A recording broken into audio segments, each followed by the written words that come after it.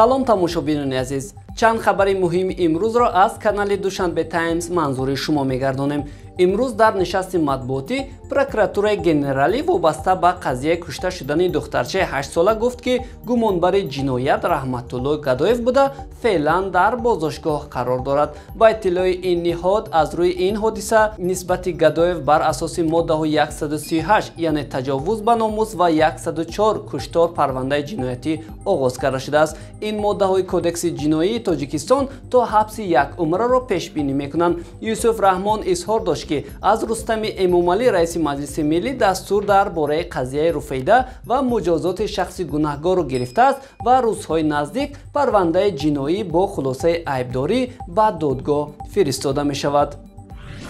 дар назди метрои Кузминки Москав миёни муҳоҷирони меҳнатии Осиёи Марказӣ муноқиша сар задааст ки дар он дасти кам 180 нафар иштирок карданд ва пулис тавонист 94 иштирокчии ин бетартибиро дастгир кунад ва 2 нафари маҷрӯҳ дар бемористон қарор доранд. феълан маълум нест ки ин муноқиша миёни муҳоҷирони кадом давлат сар задааст. қаблан расонаҳо хабар доданд ки занозанӣ миёни шаҳрвандони Қирғизистону Узбекистон сар зад ва муҳоҷирони тоҷик низ дар ин бетартибӣ иштирок доштанд, аммо бино ба гузориши шабакаи РЕН-ТВ ин моҷаро пас аз корзанӣ миёни 2 шаҳрванди Қирғизистон ва тоҷикон сар задааст.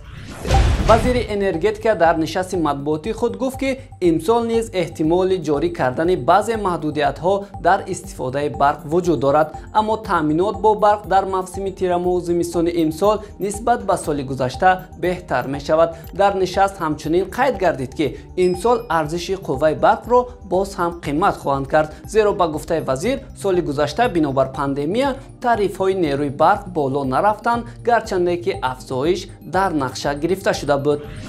дирӯз ронандаи автомошинаи Hyundai Porter ҳангоми ҳаракат аз шаҳри Роғун ба шаҳри Ваҳдат ба қисми қафои автомошинаи Хова бархӯрдааст. дар натиҷа ронандаи автомошинаи Hyundai Porter ба саломатиаш ҷароҳати ҷисмонӣ бардошта дар ҷои ҳодиса ба ҳалокат расидааст. як рӯз пеш аз ин ронандаи Mercedes-Benz сокини шаҳри Душанбе духтарчаи 4 соларо пахш намудааст ки дар натиҷа ноболиғ ҷароҳати ҷисмонӣ бардошта ҳангоми ба беморхона бурдан дар роҳ ба ҳалокат расидааст.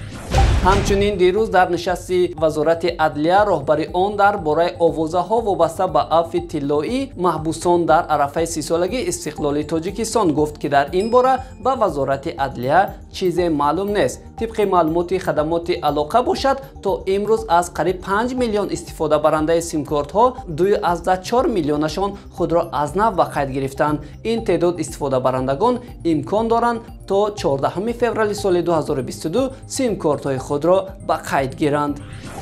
собиқ қаҳрамони UFC Ҳабиб Нурмагомедов ҷоизаи ESPA Awards-ро ба ҳайси беҳтарин размовари сол ба даст овард. ин ҷоиза ба қаҳрамони феълии ҷаҳон Фрэнсис Нгану рабт дошт. ёдовар мешавем ки Ҳабиби 34 сола моҳи октябри соли гузашта ба фаъолияти варзишӣ бебохташ нуқта гузошта буд. ҳамлавари тими миллии Аргентина Лионел Месси бошад ҷоми Амрико 2021-ро ки соҳиб шудан ба кулли мардуми Аргентина бахшидааст. хабарҳои имрӯзи мо ба анҷом расид ва то иттилои бештар бо мо бошед.